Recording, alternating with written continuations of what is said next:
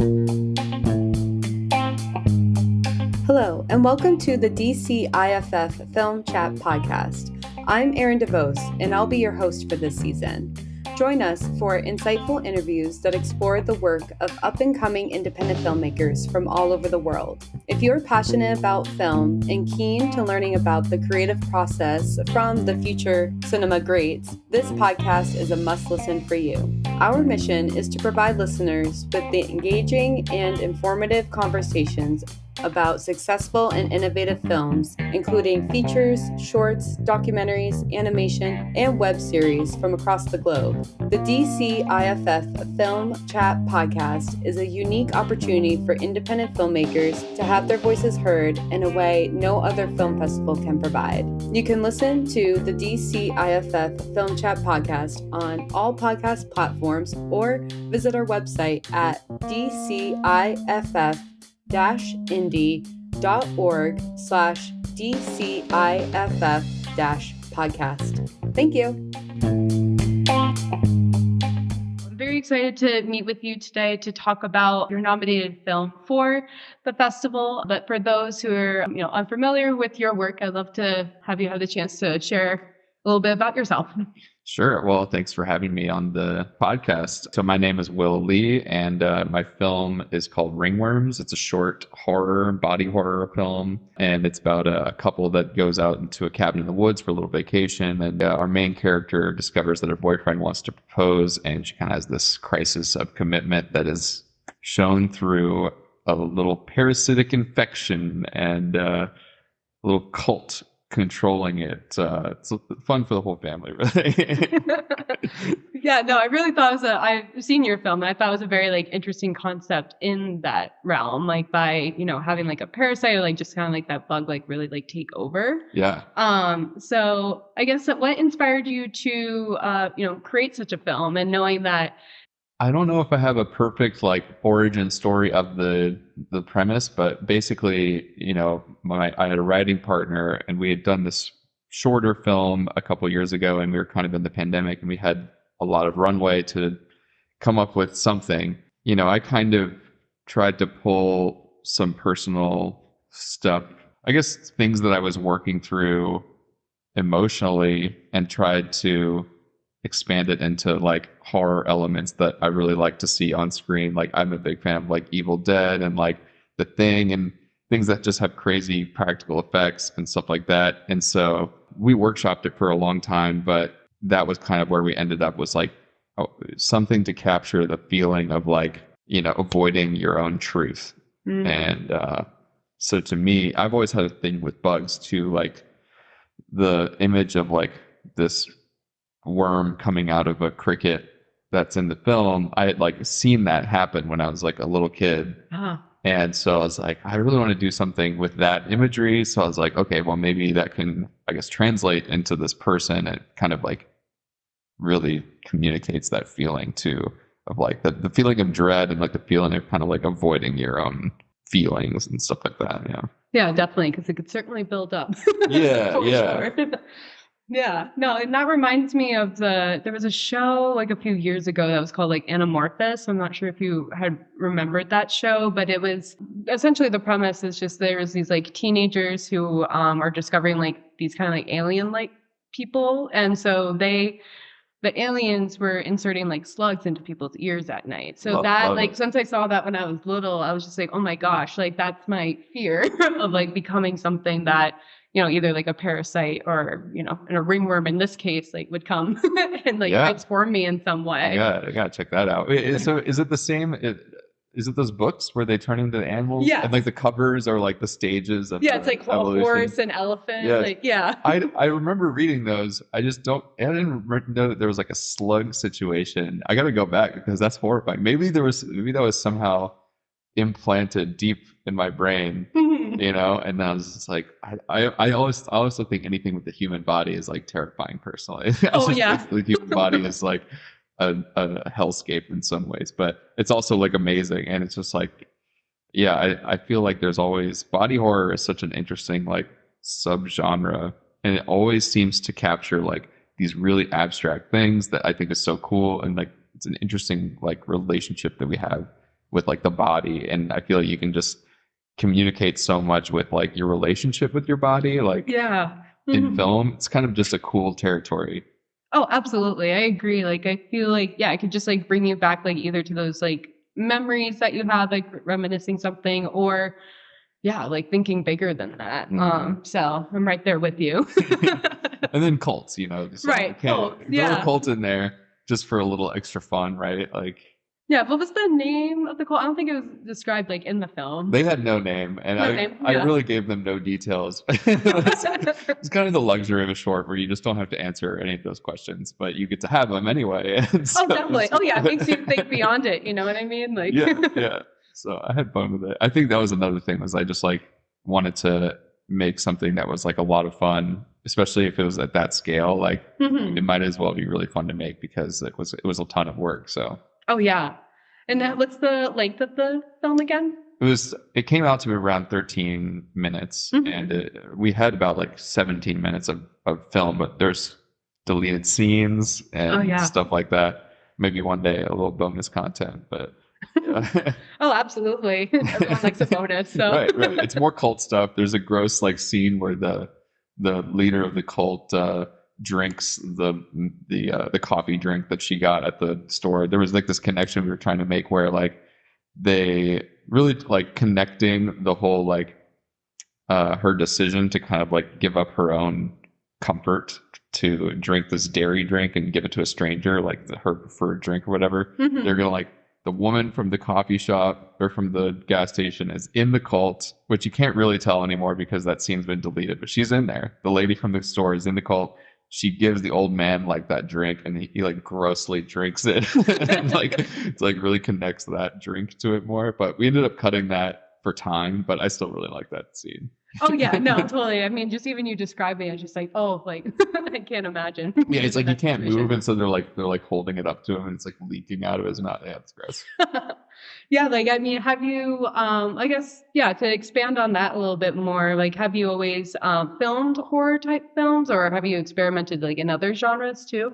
This was only the second horror short that I made. I hadn't really made a ton of short films. I mean, back in college, I really wanted to do comedy. And so I made a lot of like sketches with friends and like a little web series. And that was always kind of what I wanted to do. I was like still am a big fan of like Edgar Wright and loved his movies. And so I was like trying to do a lot of his kind of stuff. And then I moved to LA, and like my life kind of became more about like trying to survive. And as a freelancer, I was just like a videographer for a while and like a freelance editor. So then after like 5 or so years, I was like, all right, I have to like make something or I'm going to go insane.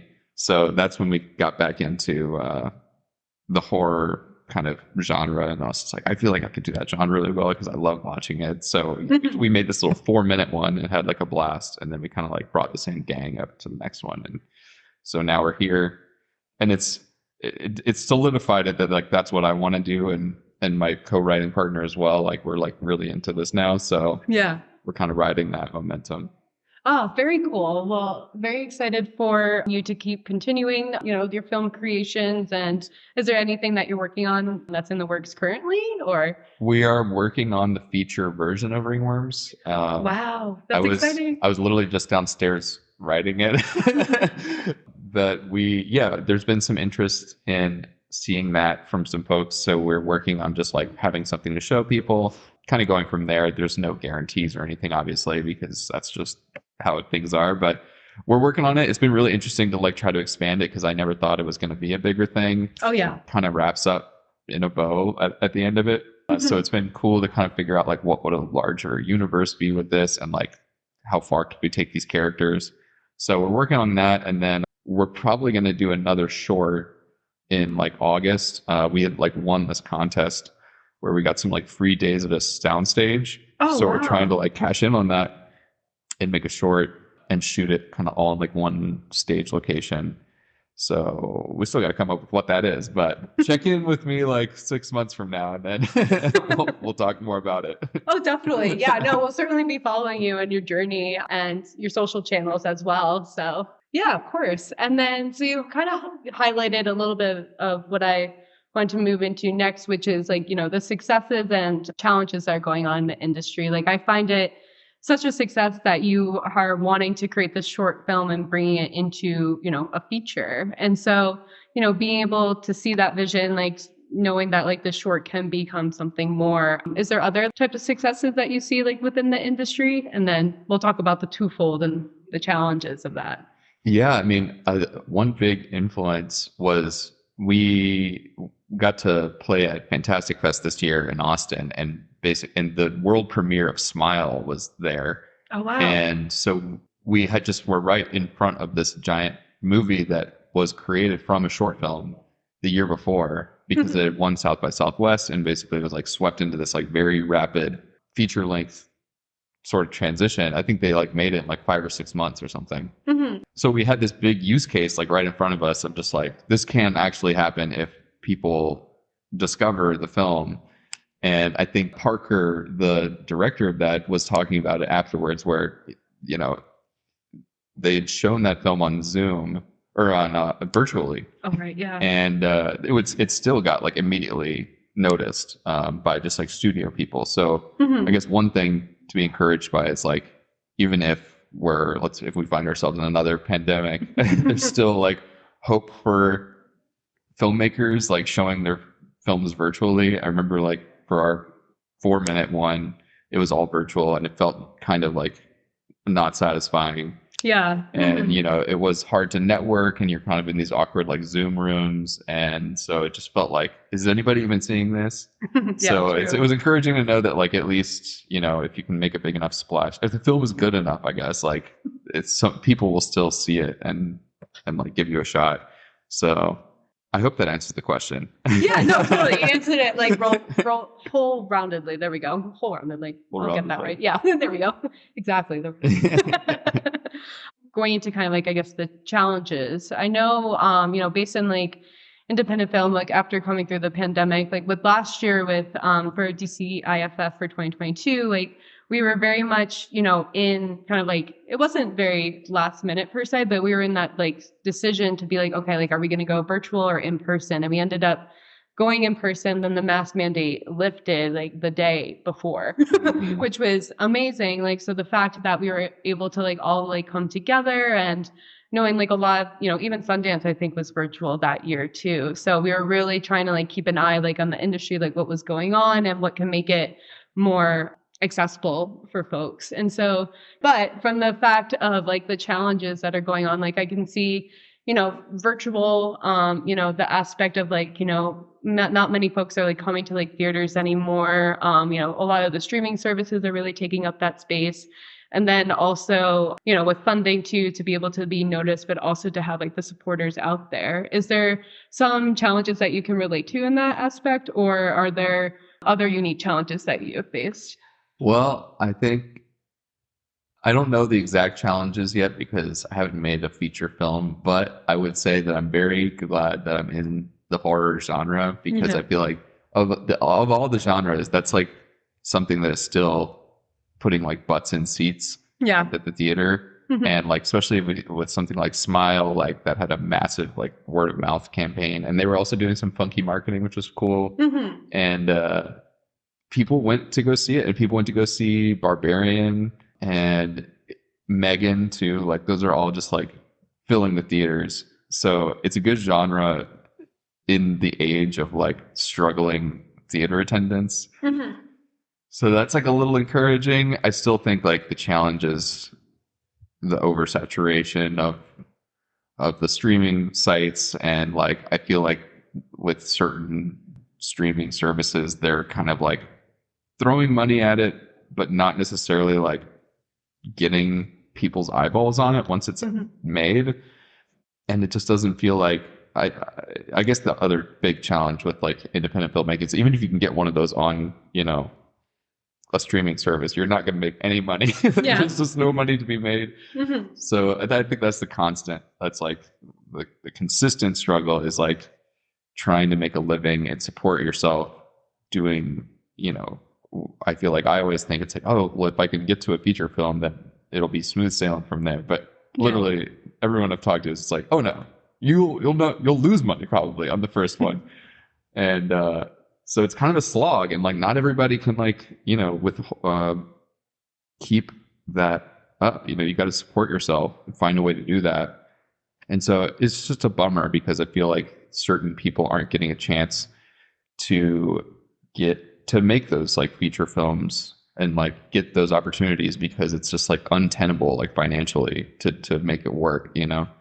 So, you know, I mean, I'm a little encouraged that horror seems to be on like a big upswing, and that like people are looking for it. Like the people that we've talked to in the industry are saying that everybody's looking for horror that they can, you know, pick up and like throw some money at. So that's like definitely exciting, and I'm hoping that Ringworms can like live in that space, you know, before the tides turn again. Oh, for sure. So yeah, I'm kind of like, at least for me, I'm just keeping my head on my feet, if that's the phrase, and doing whatever is like right in front of me.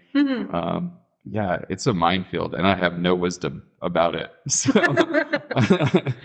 Let's say, well, you're giving us a lot of great information, like even right now, because with, you know, horror like being like up and coming, like I know it's not particularly my favorite genre, but I do enjoy it for the fact of the thrill of it. Like I feel I find myself like really finding like, you know, thrillers to be captivating. Like I was even trying to think of, what was that movie? It'll come to me as soon as I think of it. But at the same time, like what was it? Now that I think about it, it's by Tyler Perry. It had come out recently. Aside from that, I think it was like not Get Out, but his more recent one. It'll come to me. It was horror? Yeah. It was horror. Nope.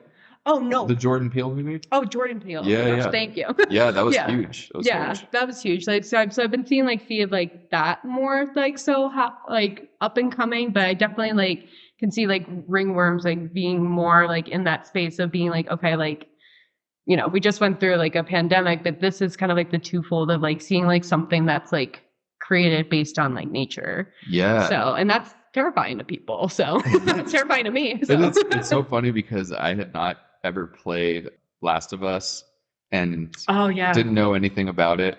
Yeah, it was so we've been like writing the feature version of it, and we literally had a whole plot line that was like fungi and like cordyceps or whatever, and then like we realized that like that is entirely what Last of Us is, which made so much sense because I was like, I can't believe no one's made anything based on that horrifying Planet Earth clip from like 2008 about the cordyceps.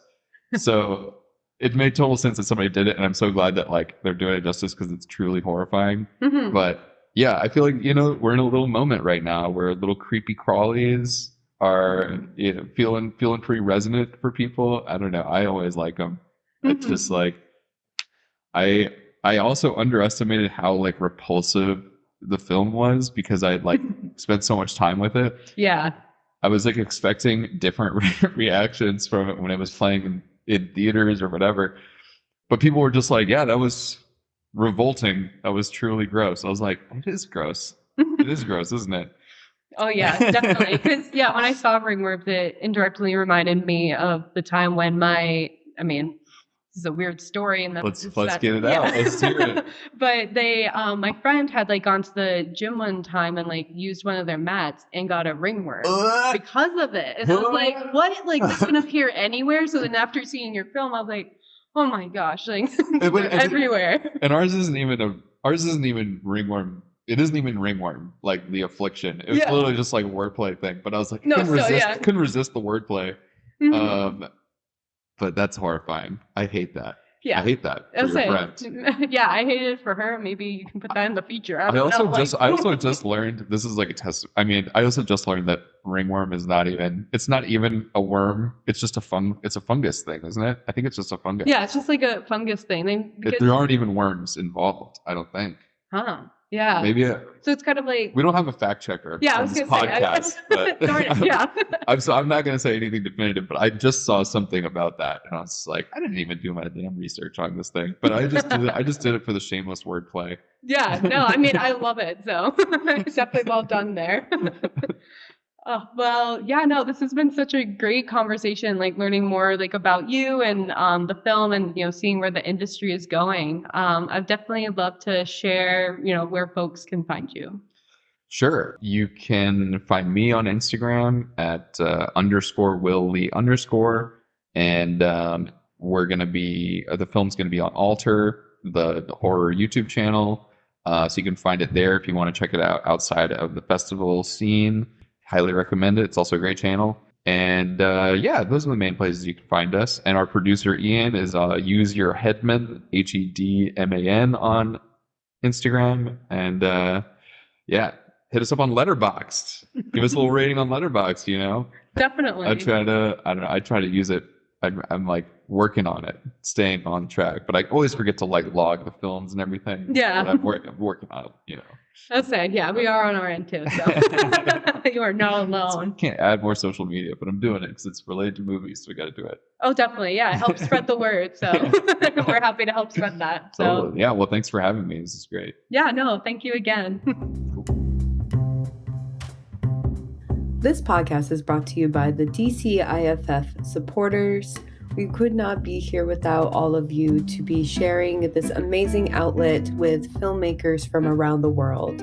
If you are interested in supporting DCIFF, head on over to our website through the link description in the bio of this episode, or you can go right to the website, which is DCIFF-INDIE.org, to connect with us and learn more about our Future of Film programs, our festival, and also more educational opportunities in what we do with our high school students, community, and beyond. We look forward to your support.